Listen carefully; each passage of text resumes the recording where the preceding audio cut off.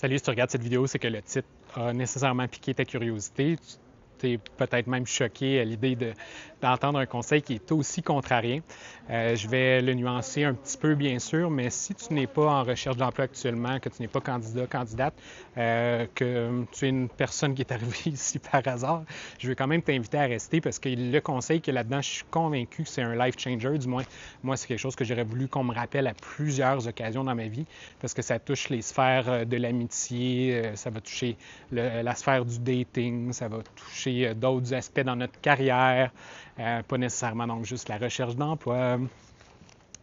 Lorsqu'on polie notre message, parce qu'on est de plus en plus là-dedans, hein, dans la stérilisation, dans l'aseptisation, tout ça par peur du rejet. On a tous peur du rejet, je m'inclus là-dedans. Je vais donner plusieurs exemples dans la vidéo où j'ai été le premier coupable de cela.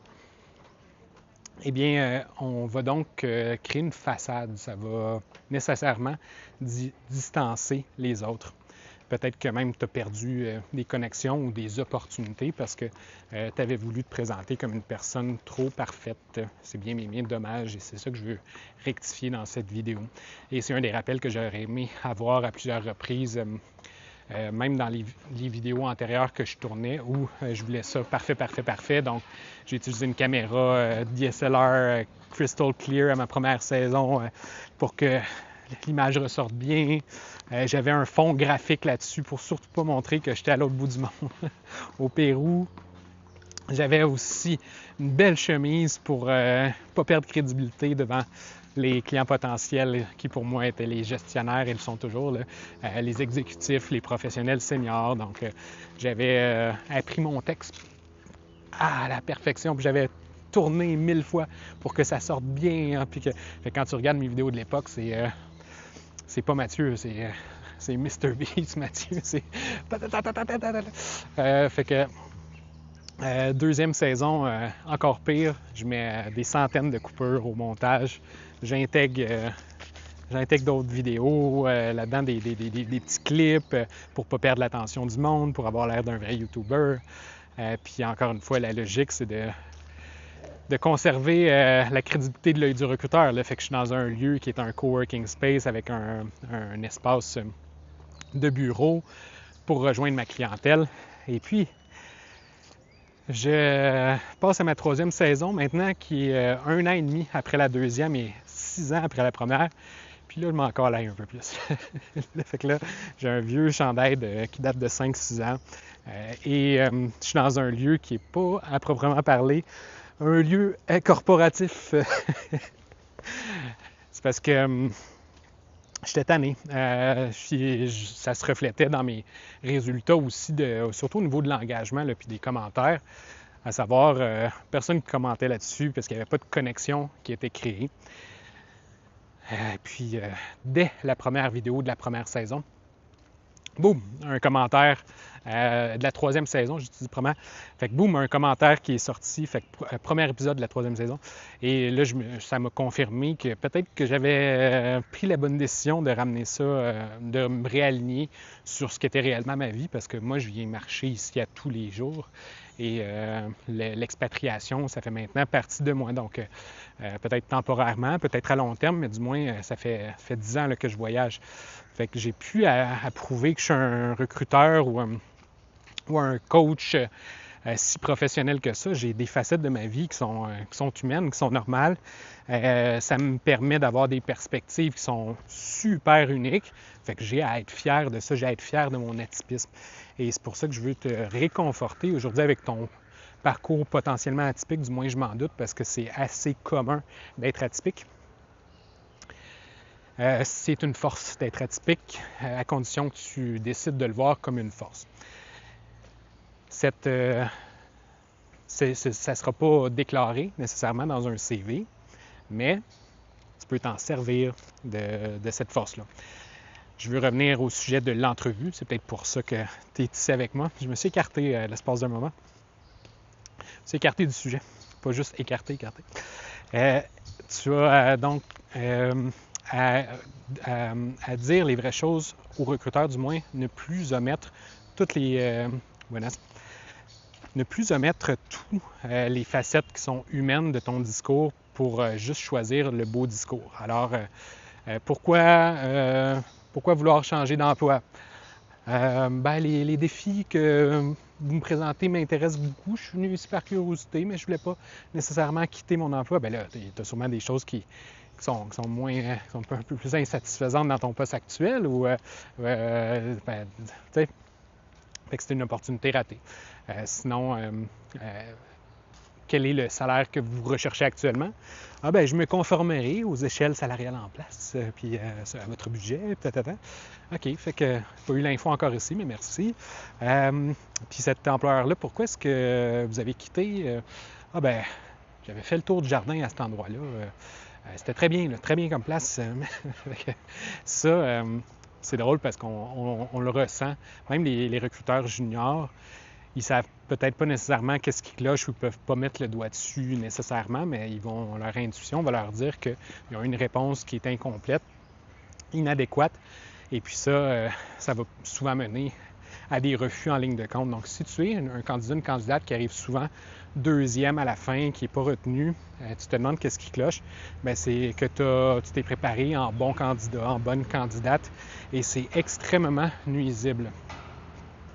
C'est la plus grande frustration des recruteurs. Quand j'ai lancé le blog L'œil du recruteur il y a 14 ans maintenant, ça fait 12 ans que je suis en business, mais il y a 14 ans, c'était né d'une grande frustration parce que les candidats, là, ils nous jouaient du violon. Là. Puis je dis « on » parce que la recruteuse senior avec laquelle je travaillais en collaboration, j'étais un sourceur, mais je faisais des entrevues à journée longue. Donc, un sourceur, c'est juste quelqu'un qui fait de la recherche au début, mais j'étais impliqué dans les entrevues. Fait que j'ai commencé, j'ai des milliers d'entrevues à mon actif. Rendu là, je suis pas mal un senior. Mais à l'époque, j'étais plus junior, puis elle m'avait confirmé que ça fait partie de la job. Là, c'est un peu ça. La majorité vont nous cacher des affaires, puis il faut qu'on essaye de patauger dans tout ça. OK.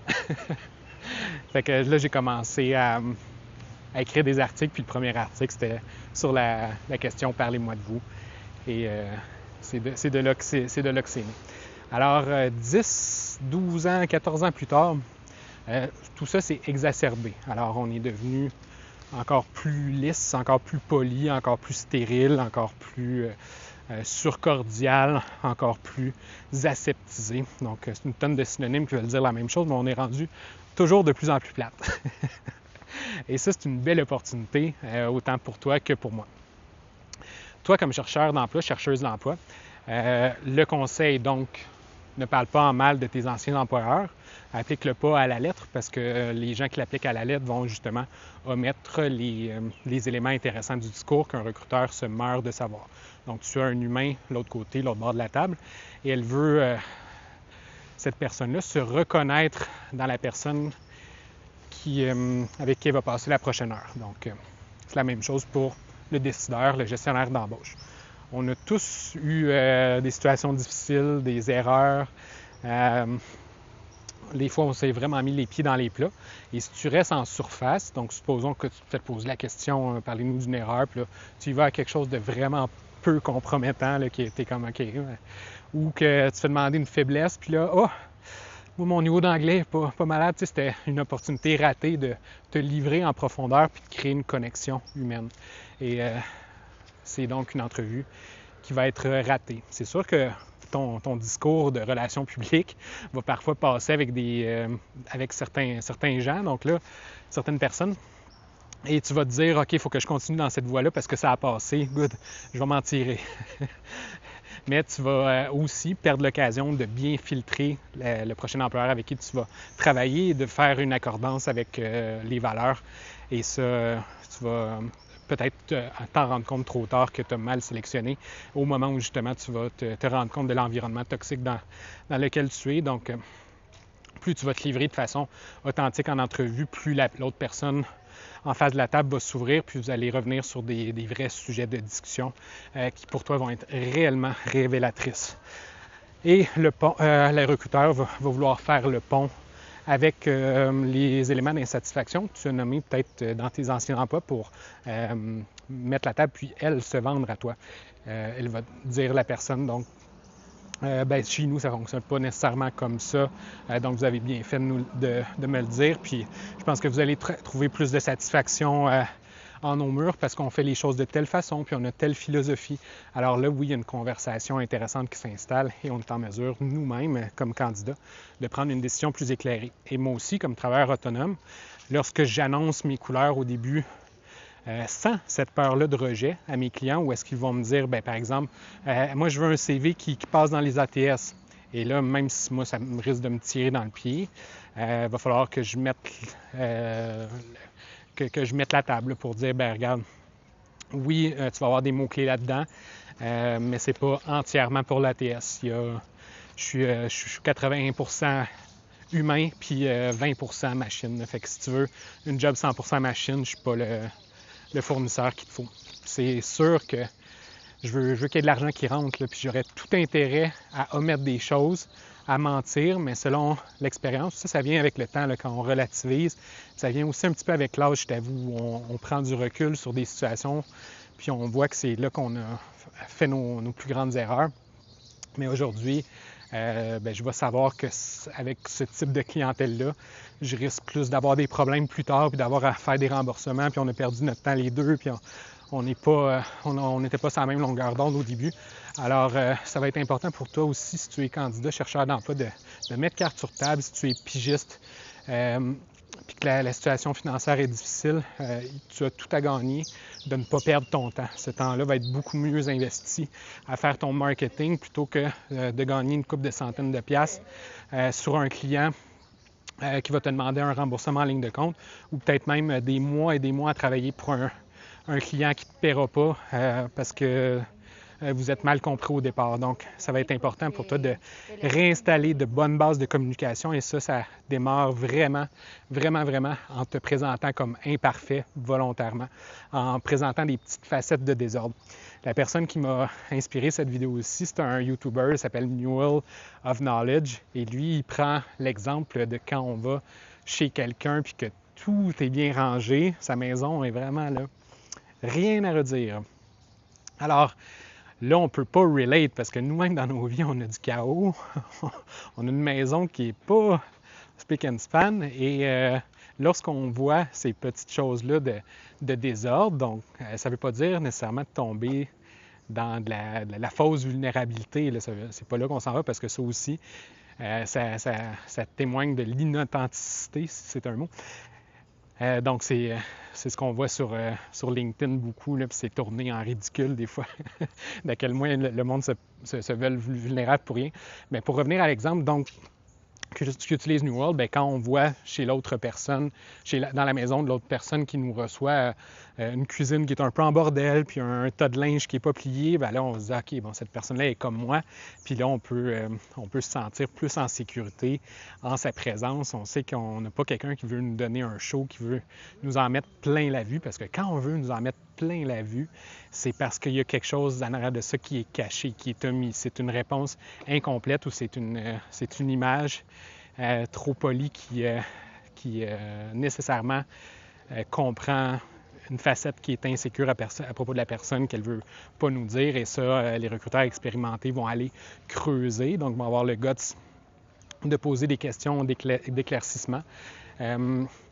Mais c'est parmi les recruteurs devenu un petit peu moins bien vu. C'est pour ça que c'est de moins en moins fréquent de venir poser ce qu'on appelle des questions pièges. Alors, la fameuse question de la faiblesse ou de la mauvaise décision ou de l'erreur grave ou de qu'est-ce qui te donne le plus de stress, etc. Ils vont vouloir mettre leur candidat le plus à l'aise possible. Et c'est là que ça devient difficile pour toi comme candidate de venir initier ces sujets-là de conversation un petit peu plus touchés, mais il va falloir que ce soit quelque chose que tu fasses, que tu te livres sur des choses que tu fais un peu moins bien ou des fois où tu t'es planté dans ton parcours, que tu prennes le ownership de quand tu as moins bien sélectionné un employeur passé. Il va falloir que tu parles peut-être d'un malentendu qui est survenu avec un collègue, puis que c'est pas réglé, que c'est jamais réglé, puis que ça te fait encore de la peine aujourd'hui, puis tu es passé au travers pour ça. Il a fallu que tu ailles de l'avant, mais qu'est-ce que tu as appris dans l'expérience? Ah, là, voilà, tu es en train de tisser une vraie relation avec la personne de l'autre bord de la table, puis ironiquement, tu hausses tes chances d'être embauché dans ces cas-là parce qu'ils se disent enfin, enfin, quelqu'un qui essaie pas de nous bullshiter. Enfin, on a un humain devant nous, une vraie personne. Alors, ça va être super gagnant pour toi d'emprunter cette voie-là, même si c'est pas le réflexe que tu aurais de... c'est normal, là, le processus de sélection, c'est naturellement un processus de rejet. Fait que si, dans certains aspects de nos vies, on prend ces réflexes-là pour inconsciemment ne pas se faire rejeter, bien là, c'est plus conscient. Là. On veut réellement se préparer en bon candidat, puis se préparer pour que ce soit la relation publique... comme ce soit vraiment tout beau de toutes les bords, toutes les façons. Mais tu le sais toi-même quand tu vois, par exemple, un artiste qui se met les pieds dans les plats, qui fait appel à une firme de relations publiques, puis que tu vas te faire livrer un message de presse, un communiqué de presse. Oyez, oyez! Ça passe pas auprès de toi, il y a ton intuition en dedans qui te dit ah, incomplet, j'ai pas la vérité, il y a quelque chose qui a été omis là-dedans. Les candidats, les clients qui font appel à mes services de coaching d'entrevue sont même assez surpris, voire un petit peu insécures quand je leur dis tu devrais tout dire, puis tout se dit. Il n'y a pas de. Tu ne vas pas te freiner parce que tu as eu des situations difficiles au travail, puis tu veux ressortir comme le candidat ou la candidate gagnante. Tu vas être sûrement parmi les seuls qui vont avoir parlé de situations plus difficiles, des erreurs qu'ils ont faites, des décisions qui n'ont pas eu les résultats escomptés, puis ce qu'ils ont appris. Alors, lorsque aujourd'hui, là, je te dis de parler en mal de ton ancien employeur, ça ne veut pas dire de déplatérer sur lui pendant 10 minutes. Fait qu'on s'entend, faut pas aller à l'autre extrême. Sauf que ça ne veut pas dire non plus de présenter la chose comme exactement parfait, puis à quelque part d'omettre tellement d'informations que ça devient un mensonge assez pieux. J'ai aidé un client récemment qui a trouvé ça justement tellement rafraîchissant parce que il y avait tellement le parcours pour dire comme wow, parcours atypique, fait qu'il s'est justement réfugié dans la sécurité pour dans le fond atténuer son atypisme, alors que son atypisme, c'était sa plus belle force. Il y avait eu des expériences uniques. Puis moi, aujourd'hui, en tournant ici en Colombie, c'est un bel exemple qui est super atypique. J'ai vécu ce que c'est d'être un étranger, de savoir pas comment s'intégrer. Donc aujourd'hui, quand je reçois des clients qui sont immigrants, ça me donne une perspective qui est unique. Mon atypisme est une force. Il y a 5-6 ans, quand j'ai commencé à tourner mes vidéos et que je me disais, je suis un peu essoufflé, je monte une courbe, là je vais la descendre, ça va mieux aller. Il y a 5-6 ans, quand j'ai commencé à tourner les vidéos, justement, je voulais pas perdre de clients, puis jamais j'aurais voulu dire que j'étais en expatriation au Pérou, que j'étais comme un snowbird, tu sais. Je me voyais perdre ma crédibilité tout de suite. Ce que j'ai découvert, bon, c'est sûr que la COVID a aidé avec le travail à distance, puis à comprendre ça a monté en popularité, là, le mouvement Digital Nomad. Mais aujourd'hui, écoute, ça fait pour moi partie de mes forces à quelque part parce que j'ai donc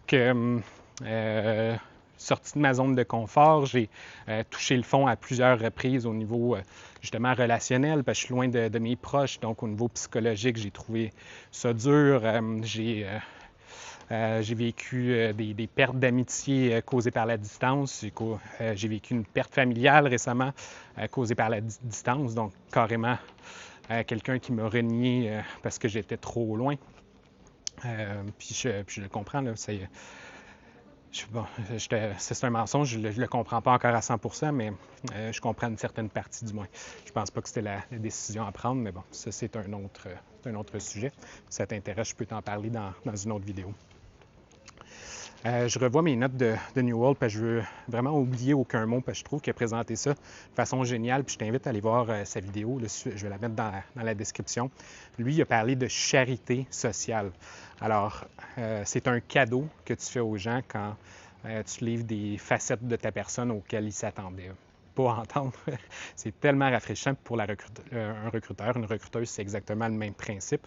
Parce que vu qu'ils entendent des gens jouer du violon, comme je te disais, c'est exactement comme moi je vivais il y a 12 ans, mais exacerbé. Donc, sache que si tu sais maintenant que c'est un problème pour les recruteurs, ça, à quelque part, tu vas régler leur problème de recrutement parce que toi, tu arrives puis tu ne rentres pas dans cette catégorie-là qui leur cause tant de problèmes au quotidien, qui sont comme, OK, j'ai encore reçu quelqu'un qui ne nous a rien dit pantoute. C'est sûr qu'il nous a parlé de son historique d'emploi un peu, mais on n'a pas su les bas, on a juste su les hauts. Fait que c'est comme, c'est incomplet, c'est inadéquat. Donc, il disait, c'est pour ça que je disais donc que les façades, que le polissage crée des façades, puis que les façades créent la distance. Je le répète parce que c'était tellement bien dit. Puis les imperfections, à l'inverse, ils créent des connexions. Donc, arrête de retirer tes parties humaines.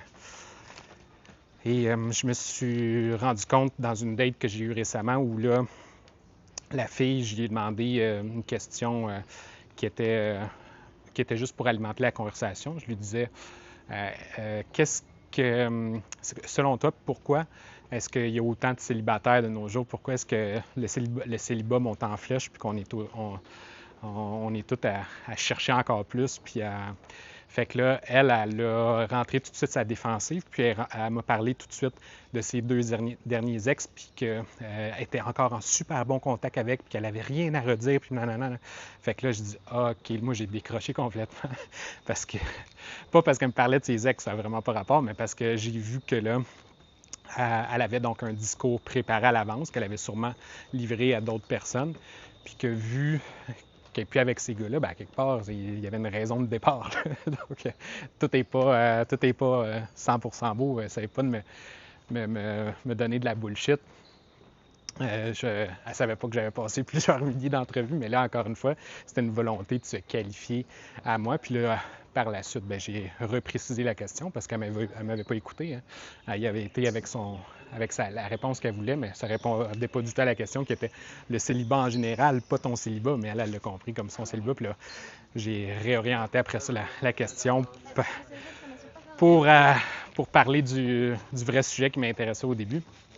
Mais finalement, bien, ça m'en a dévoilé beaucoup sur elle. Puis là, elle parlait aussi d'à quel point elle était indépendante, puis qu'elle se sentait bien tout seule, puis aussi que qu'elle n'hésitait pas une seconde à aller faire des activités tout seule parce qu'elle est bien avec sa personne, tout ça. Et puis, je sais qu'il y a une certaine portion d'elle qui se sent seule à quelque part. C'est normal dans quelques moments dans ta vie de vouloir dormir en cuillère avec quelqu'un puis de te faire un massage. Fait que, tu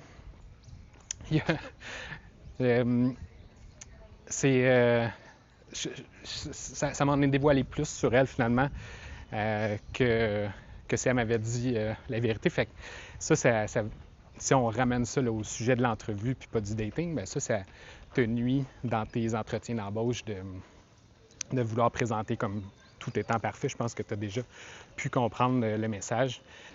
Fait que ça fait le tour pour moi. Je suis rentré dans des sujets que je pensais pas rentrer, mais si tu trouves que c'est un message inspirant ou que je devrais faire plus de vidéos du genre un petit peu plus personnel qui touche à plusieurs sphères de vie, parce que des fois je suis un peu tanné de parler juste de carrière, puis d'entrevue, puis de CV, ben commente-moi ton appréciation, ça me donnerait un petit boost. Parce que oui, des fois j'ai besoin de validation extérieure, on est humain, c'est normal. Même si je m'auto-valide, qui est la mode. Fait que commente-moi aussi s'il y a des choses dans ta propre vie qui ont eu dans laquelle tu as eu des réflexes similaires de justement sentir là, dans lesquels ton intuition te disait qu'il y a quelque chose qui cloche l'autre bord puis que tu as bien fait de suivre ton intuition parce que un discours lissé, un discours trop poli t'a mis de la puce à l'oreille sur des problèmes réels, ou peut-être qu'à l'inverse, tu aurais dû écouter ton intuition puis que tu l'as réalisé trop tard que ouais, il y avait quelque chose qui se cachait derrière ce mirage, ce mirage de perfection. Enfin, mets-moi un petit like si tu as apprécié et abonne-toi à la chaîne pour encore plus de vidéos de la sorte. Pour les chercheurs d'emploi maintenant, j'ai une infolettre que j'ai écrite avec la même philosophie, c'est-à-dire sortir du cadre juste professionnel puis parler un peu de la vie en général, mais des conseils qui peuvent, oui, s'appliquer au CV, au LinkedIn puis à la lettre. Donc, ça s'appelle 30 jours de confiance en recherche d'emploi. Comme cette vidéo aussi, ça va te donner une nouvelle perspective sur ce que tu dois faire dans ce monde toujours plus stérile et aseptisé et à la fois chaotique. Donc, moi, ça me donne espoir en même temps parce que je vois qu'il y en a qui font des réels efforts pour reconnecter avec l'humain, puis ils se sont rendus compte déjà de ça, que c'est quelque chose qui nous manque là actuellement. Alors voilà comme une opportunité encore avec le monde de l'IA, puis de cette technologie qui nous envahit, de reconnecter avec les humains autour de toi. C'est juste ça qu'on veut. On veut entendre tes histoires, on veut entendre ce que tu as raconté. Puis là, je me suis écarté encore, là, mais ce que je veux dire, c'est que dans la description, tu vas trouver un lien vers l'infolette qui va t'insuffler une dose de courage puis de confiance. Puis là-dessus, je te dis à une prochaine. Bye bye.